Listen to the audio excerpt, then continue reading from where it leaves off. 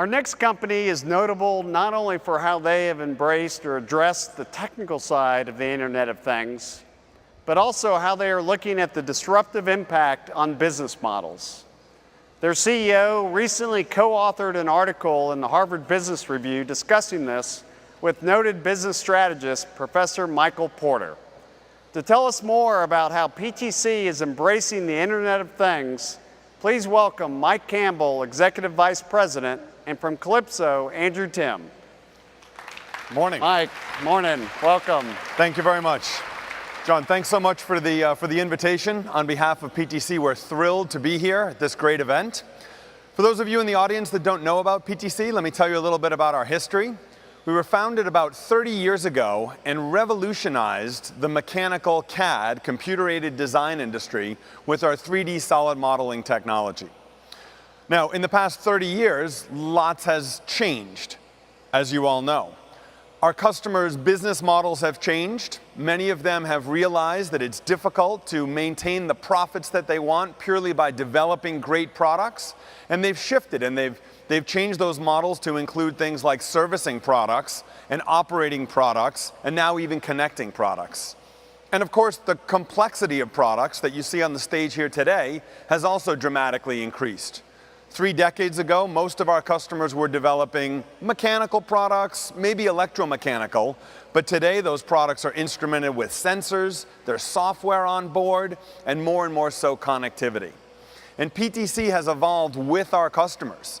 We've shifted from a purely mechanical CAD company to a company that supports them through the whole life cycle, the product life cycle, embedded software life cycle, service life cycle, and we've also invested in a technology platform through the investment of over $500 million over the past 2 years that we call Thingworx that supports the Internet of Things.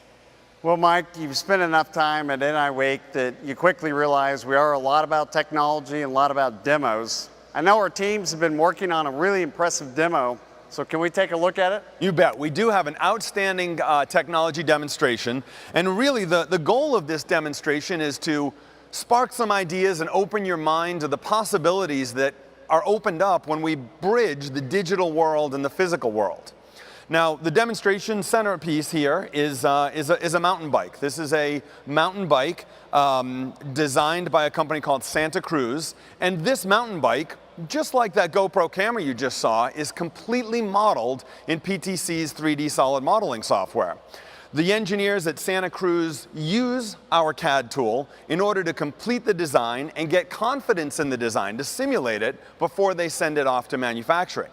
However, different than the GoPro, this is not a product that you would think would be smart and connected. The team at NI and PTC, along with our partner Calypso, have been working over the past several weeks to instrument this product and deliver it a level of connectivity, to bring the NI technology stack and the PTC IoT stack together to deliver something very interesting. So, Mike, if I understand it, for our demonstration, we're going to treat the bike as a thing that's now on the internet. So can you tell us more about how we instrumented this bike? Absolutely. So what we did is we instrumented the bike with a handful of sensors.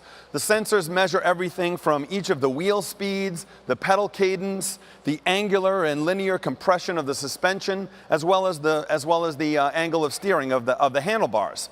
That information is all being pumped into an NI MyRio that's here on the bike, and that information is then pumped up to PTC's IoT platform. So what you'll see is as I exercise the bike, as I move the handlebars, as I pedal the wheels, on this 2D dashboard or Thingworx mashup, you'll see that sensor data being reported in real time. Okay, well this is pretty neat to see how we're able to provide that live kind of digital data in this environment, or perhaps through like a LabVIEW digital dashboard.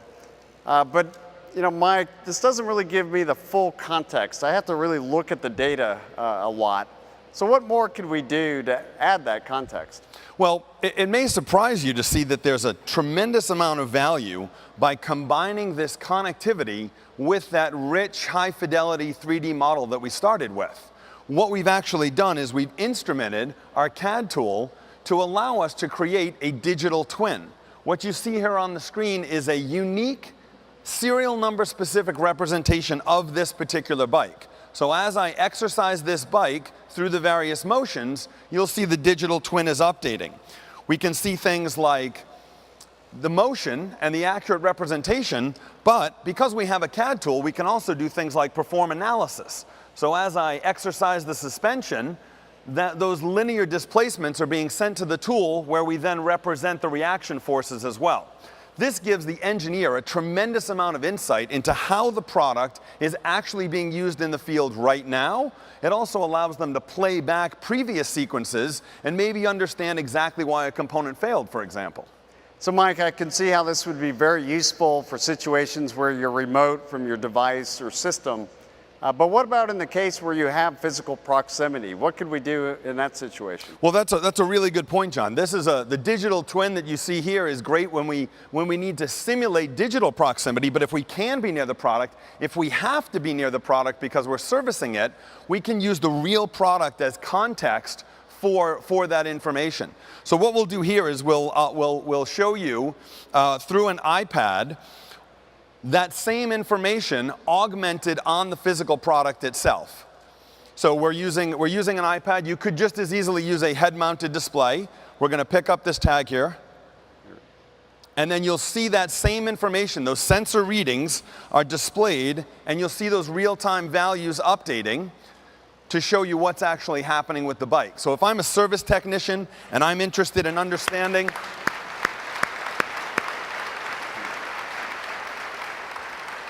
So if I'm a service technician and I'm interested in really understanding the sensor data that's coming off of the bike, or I would like to really understand the specific service procedures that are required to take care of the bike, this is an outstanding way to contextualize that information. Absolutely. Well, Mike, I think this is a great example of demonstrating the disruptive impact that the Internet of Things can have. Really appreciate you coming here today. It's great to see the collaboration between our teams enabling the Internet of Things. I agree. Thanks so much, John. Thank you. Take care. Thanks, Abe.